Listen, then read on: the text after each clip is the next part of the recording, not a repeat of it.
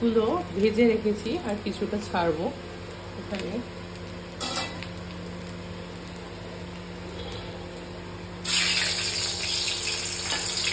তোমাদের ক্লিপটা নিতে পারিনি।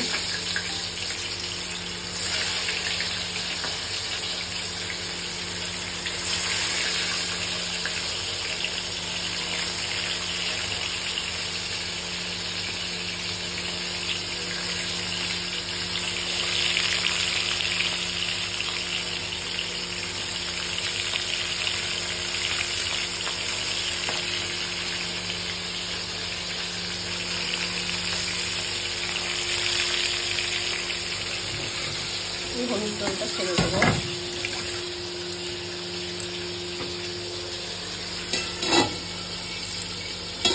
খেতে আছে চাপা দিয়ে সাইডে রেখে দেবো। এখানে ভালোভাবে সহবাটিগুলো ভেজে নিয়েছি। এখানে আমি দুটো পেঁয়াজ নিয়েছি, এখানে আমি একটা স্লাইস করা পেঁয়াজ নিয়েছি, এখানে আমি 7 থেকে 8টা কাঁচা লঙ্কা নিয়েছি, একটু রসুন নিয়েছি, একটু আদা নিয়েছি, একটা টমেটো নিয়েছি, এখানে ডুমো ডুমো করে আলু নিয়ে নিয়েছি। মাছ অলমোস্ট ভাজা হয়ে গেছে আর কিছুটা মাছ বাকি আছে ভাজতে। আর এগুলো বেটে সব আমি তারপর দিচ্ছি। আলু চাকা চাকা করে কেটে ভেজে নিয়েছি লাল লাল করে। এবার আমি দিয়ে দেবো পেঁয়াজ।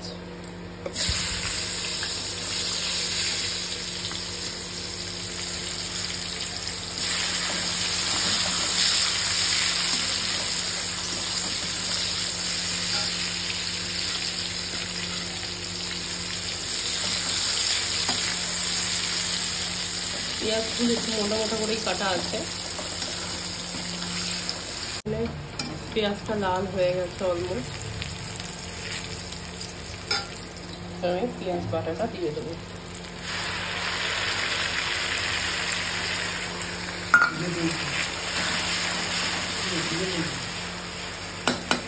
হয়ে গেছে।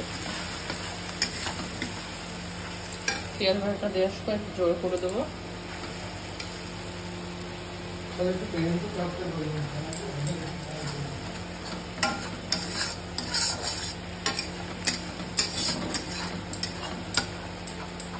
কালারটা কি এমনিতে কোনো মশলা পড়েনি, তাতে কি কালারটা সুন্দর এসছে।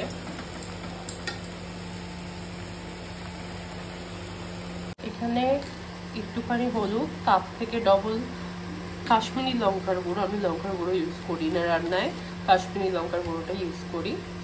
এখানে একটুখানি 1 চামচ জিরে, 1/2 চামচ মানে নুন, আধা টিস্পুন চিনি।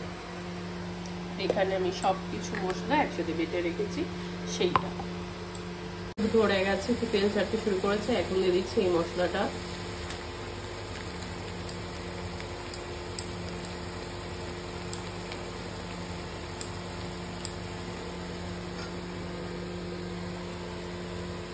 তারপরে দিয়ে দেবো এই মশলাগুলো।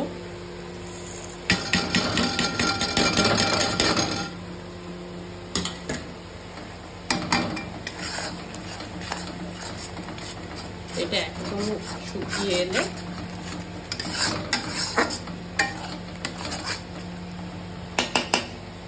হচ্ছে 5 মিনিট পর অ্যাড করছি। কারণ আলুগুলো ভেজেছি, বাট মশলা ঢোকার জন্য আলুগুলো অ্যাড করছি।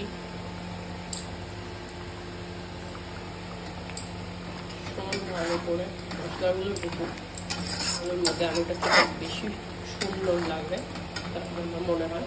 তাই আমি আলু অ্যাড করেছি। তেল ছেড়ে দিলেই আমার হয়ে যাবে। করে ফুটছে তখন আমি 1 চামচ ঘি শুধু এর মধ্যে অ্যাড করে দেবো।